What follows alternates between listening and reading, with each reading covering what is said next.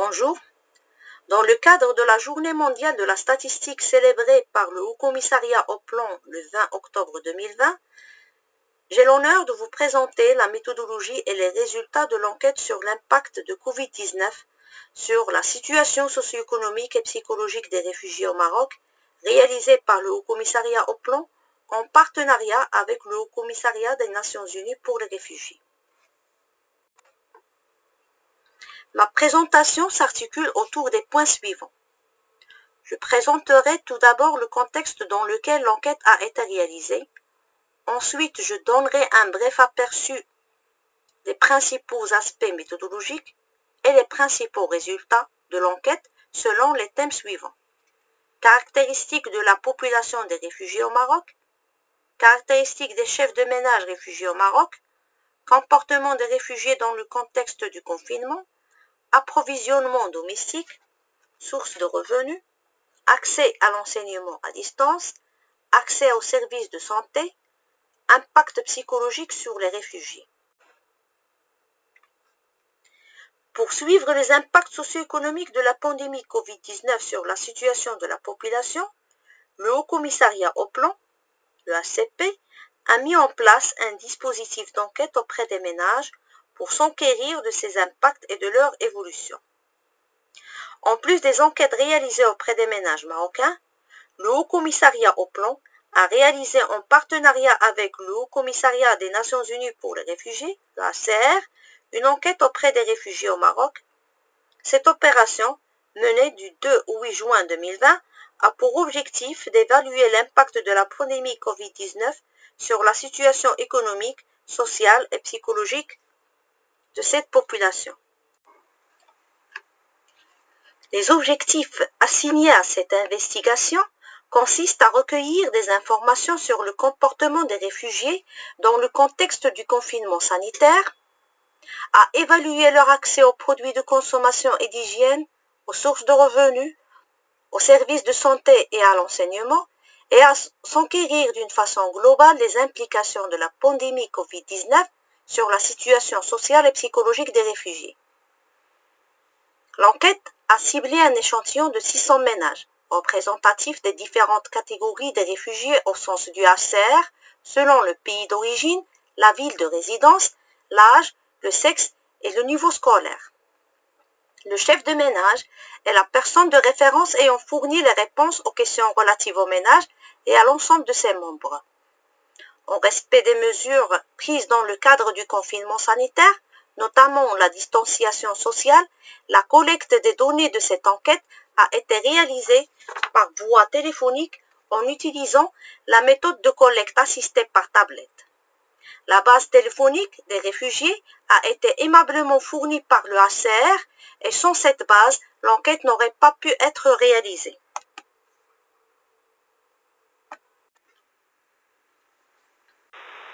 Caractéristiques de la population des réfugiés au Maroc. Au moment de l'enquête, l'effectif des réfugiés au Maroc s'établit à environ 7000 personnes, dont 61% sont des hommes. 30,3% des réfugiés sont âgés de moins de 18 ans, 67,2% de 18 à 59 ans et 2,5% sont âgés de 60 ans et plus. Près de la moitié des réfugiés au Maroc sont des Syriens, 16% des Yéménites, 12% des Centrafricains, 7% des Sud-Soudanais et 4% des Ivoiriens. Les autres pays africains représentent 7% et les autres pays arabes 6%.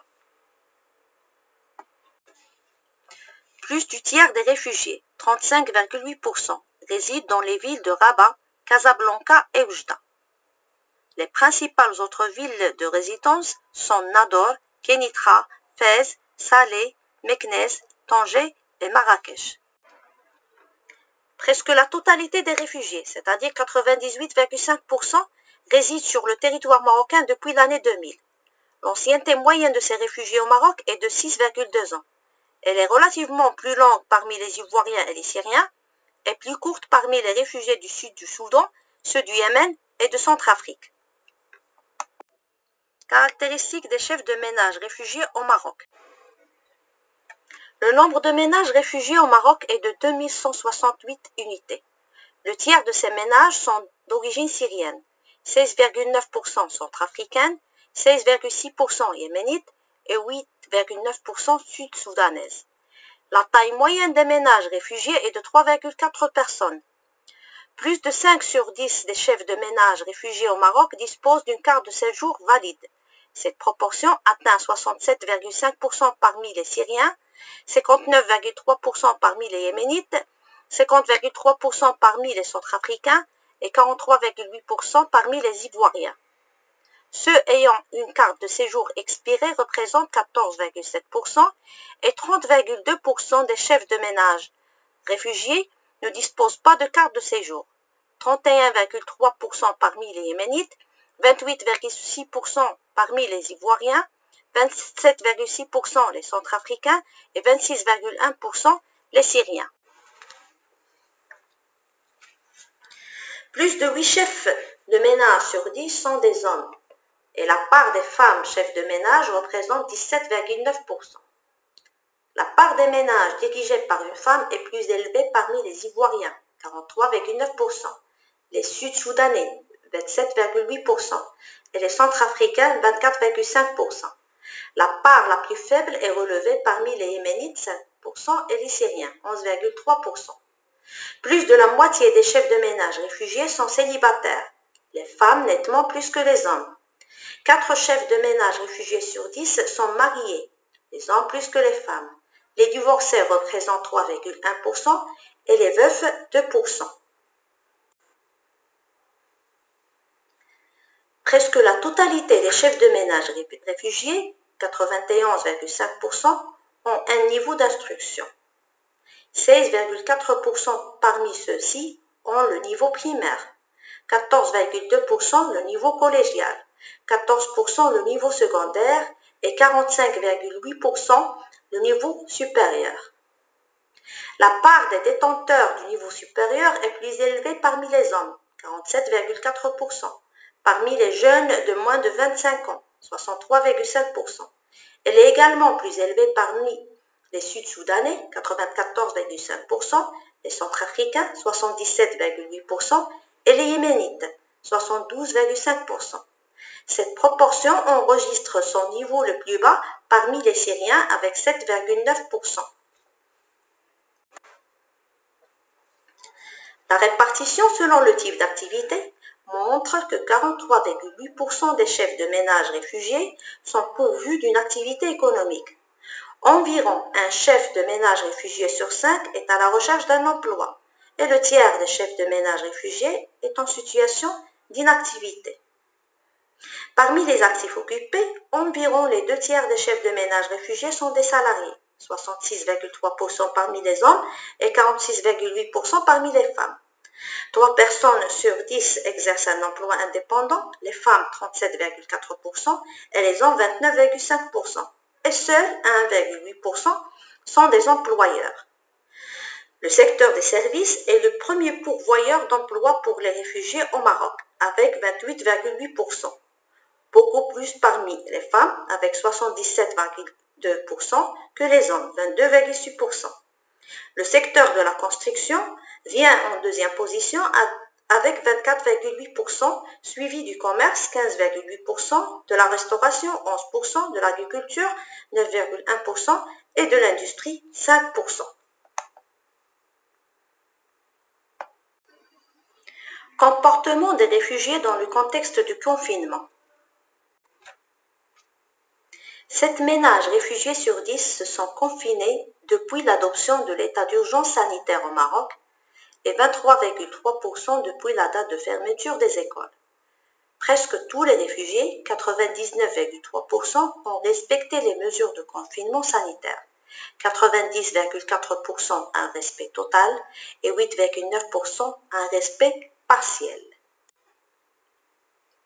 Les personnes qui sortaient du domicile pendant le confinement sanitaire étaient le chef de ménage pour 74,1% des cas, les membres âgés de 25 à 59 ans, 10,7%, les jeunes de 18 à 24 ans, 7%, et le conjoint du chef de ménage, 5,2%.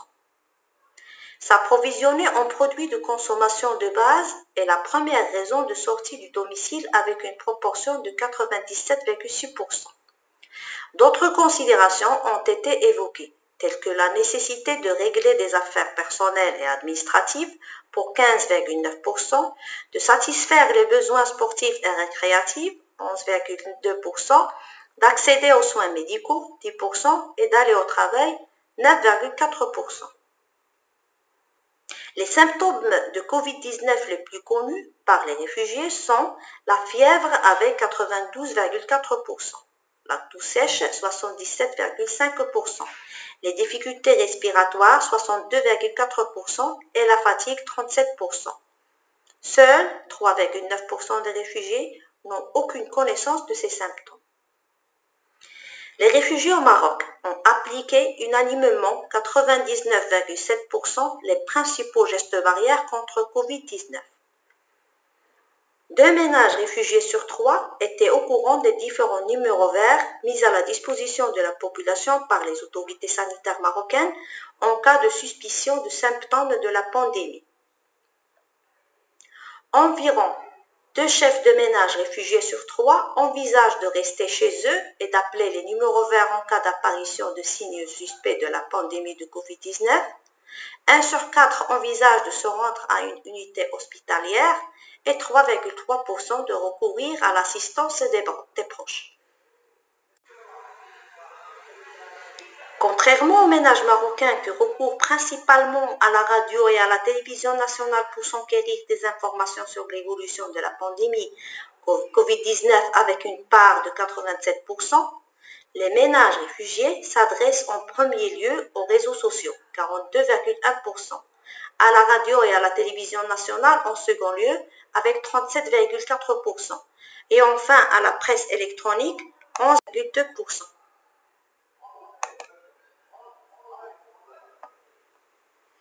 Approvisionnement domestique. La quasi-totalité des réfugiés, c'est-à-dire 95,5%, jugent que les produits alimentaires de base sont disponibles pendant le confinement, alors que 3,5% pensent qu'ils sont peu disponibles. Près du tiers des ménages réfugiés considèrent que les prix des produits alimentaires de base ont augmenté au cours du confinement, alors que pour 66,1%, ces prix sont restés inchangés. Près des 3/4 des ménages réfugiés ont obtenu l'autorisation de sortie pour effectuer les courses de première nécessité pendant le confinement, 67,1% facilement et 6,8% difficilement. 6,3% de ces réfugiés n'avaient pas besoin de cette autorisation. 1,5% n'étaient pas au courant de l'existence de cette procédure et un peu moins d'un ménage réfugié sur 5 n'a pas pu obtenir cette autorisation. Concernant la disposition des médicaments et de produits de protection, les résultats de l'enquête montrent que plus de la moitié des réfugiés ne disposent pas de médicaments. 37,2% en disposent en quantité suffisante et 11,2% en quantité insuffisante. De même, plus des 2/3 des ménages réfugiés disposent de bavettes et de masques de protection en quantité suffisante, 24,9% en quantité insuffisante et 7% n'en disposent pas du tout. Près de la moitié des ménages réfugiés ont vécu des moments de manque de nourriture pendant le confinement. 59% parmi les ménages dirigés par une femme contre 44,5% parmi ceux dirigés par un homme. Cette proportion se situe à son plus haut niveau parmi les Centrafricains, 73,6%, et à son niveau le plus bas parmi les Yéménites, 28,9%. Face à cette situation, 30,6% des réfugiés ont bénéficié du soutien des voisins, 24,8% du soutien de leur communauté, alors que 9,4% ont eu recours à la mendicité. Pendant le confinement, 4 réfugiés sur 10 ont déclaré avoir reçu une aide alimentaire. La majorité de ces aides est fournie par des associations et organisations non gouvernementales. Source de revenus. Pendant le confinement, 64,4% des réfugiés se sont trouvés sans aucune source de revenus, à l'exception des allocations financières octroyées par le HCR. Les autres sources de revenus sont les transferts reçus de la communauté des réfugiés, 6,3%, les salaires, 5,8%, les revenus d'activité indépendante, 3,1%, et les transferts reçus des ménages marocains, 2,6%. Près de 9 chefs de ménage réfugiés actifs occupés sur 10 ont cessé d'exercer leurs activités professionnelles pendant le confinement, et seuls 6,1% des réfugiés ayant connu une perte ou baisse d'activité ont reçu une aide de la part de l'employeur ou de l'État. 49,3% de ces aides proviennent des employeurs et 50,7% de l'État. Les réfugiés ayant perdu leur activité à cause de la pandémie n'ont pas bénéficié des aides en raison essentiellement de leur statut légal au Maroc avec une part de 54,6%. D'autres considérations sont évoquées, dont le fait de ne pas être au courant, 8,9%, de ne pas être déclaré à la CNSS, 8,3%, et d'un refus de la demande, 8,2%. Au total, en plus des aides pour compenser la perte d'emploi, plus des 3/4 des ménages réfugiés ont reçu aussi des transferts comme soutien en cette période de confinement en provenance des différentes sources. Les allocations financières octroyées par le HCR constituent la première source et concernent 82,1% des ménages réfugiés. Plus de 11% des ménages réfugiés ont reçu des transferts en provenance d'autres ménages marocains ou de leur communauté, et 3,8% les ont reçus des organisations non gouvernementales. À la question « Comment ce confinement a-t-il impacté les conditions de vie de votre ménage ?», les réponses fournies sont à choix multiples. La lecture des facteurs pris un à un et triés par ordre d'importance montre que la baisse du revenu, 61,7%, et la perte d'emploi, 41%, sont les principaux facteurs d'impact du confinement sur les conditions de vie des ménages réfugiés. Accès à l'enseignement à distance. Plus de la moitié des ménages réfugiés ont des enfants scolarisés au titre de l'année 2019-2020. 39,1% au primaire, 11% au collège, 4% au secondaire, 52,4% au supérieur et 7,4% à la formation professionnelle. Les réfugiés syriens sont plus nombreux à avoir des enfants scolarisés avec 56,2%, suivis des Yéménites, 55,7%, des Centrafricains, 55,3%, des Ivoiriens, 33%, et des ressortissants des autres pays arabes, 27,9%, et autres pays africains, 20,1%. 79,1% des ménages réfugiés affirment que leurs enfants scolarisés ont suivi les cours à distance, 42,8% de façon régulière et 36,3% de façon irrégulière. Pour 20,9% des ménages dont les enfants scolarisés ne suivent pas les cours à distance, le manque ou l'insuffisance des outils et supports nécessaires et le désintérêt des enfants sont les principales raisons de non-suivi des cours à distance. Les réseaux sociaux constituent le support le plus utilisé pour suivre les cours à distance avec une part de 39,6%. 3 ménages réfugiés sur 10 sont satisfaits du support utilisé par leurs enfants scolarisés pour suivre les cours à distance et près du quart des réfugiés sont insatisfaits. Près de 4 réfugiés scolarisés sur 10 se considèrent motivés et intéressés par les cours à distance. Un réfugié sur 4 est plutôt perturbé ou gêné. Un réfugié sur 5 est désintéressé et 7,2% sont soucieux de l'avenir de leurs études. Les 3/4 des ménages réfugiés assistent leurs enfants scolarisés dans le suivi des cours à distance, 29,8% tout le temps et 46% de temps en temps. En revanche, le quart des ménages ne leur fournit aucune assistance, 25,9% parmi les ménages dont le chef est un homme et 13,3% parmi ceux dirigés par une femme. Accès aux services de santé. 3 réfugiés sur 10 souffrent de maladies chroniques. Environ les 2 tiers de ces réfugiés ont accédé aux services de santé pendant le confinement sanitaire.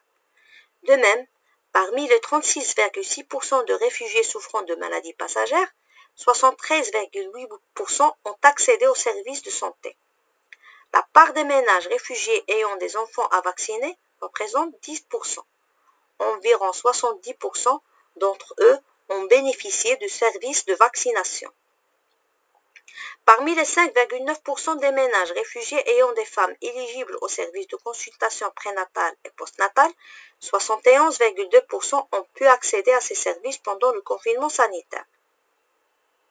Dans le cas de maladies chroniques, 35,1% des ménages réfugiés n'ont pas accédé aux services de santé en raison du manque d'argent et 23,7% par crainte d'être contaminés par le Covid-19.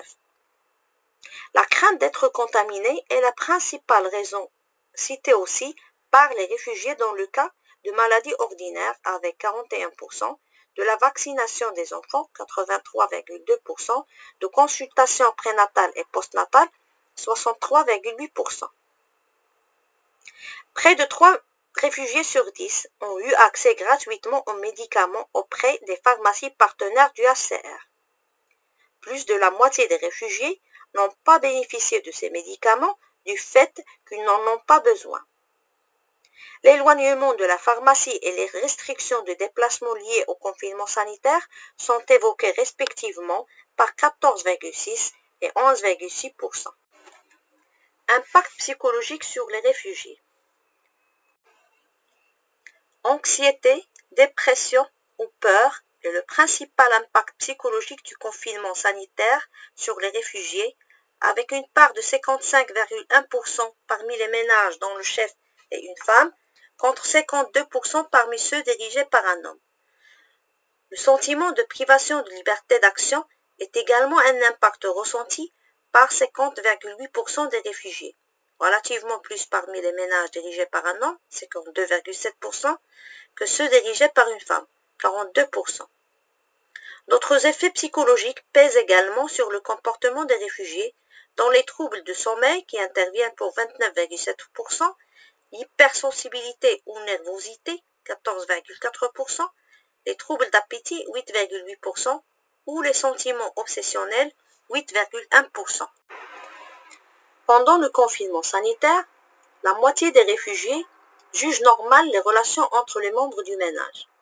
Environ un chef de ménage réfugié sur 5 considère que les relations entre les membres du ménage sont devenues plus calmes et plus rapprochées. Et 14,2% de ces réfugiés estiment que les relations sont devenues plus tendues lors du confinement sanitaire. 20,6% parmi les ménages dirigés par une femme, contre 12,8% parmi ceux dirigés par un homme. S'agissant des relations avec le voisinage, plus de 8 chefs de ménage réfugiés sur 10 les jugent normales. Seuls 5,3% des chefs de ménage réfugiés jugent les relations plus tendues avec le voisinage.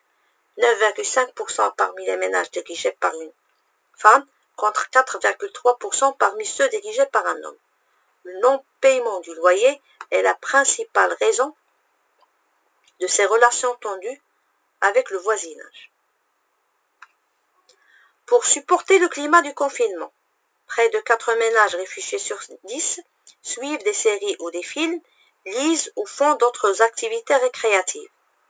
16% maintiennent des contacts avec les amis et les proches via les moyens de communication. 13,3% font du sport. 10,8% ont recours à la religion et 10,5% passent plus de temps avec la famille. Presque le quart des ménages réfugiés sont informés de la disponibilité de services de consultation psychologique à distance pendant le confinement et une minorité des ménages réfugiés, 12,5%, a bénéficié de ces services.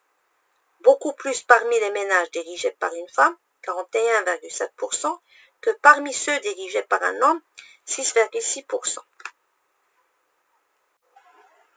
Et merci pour votre attention.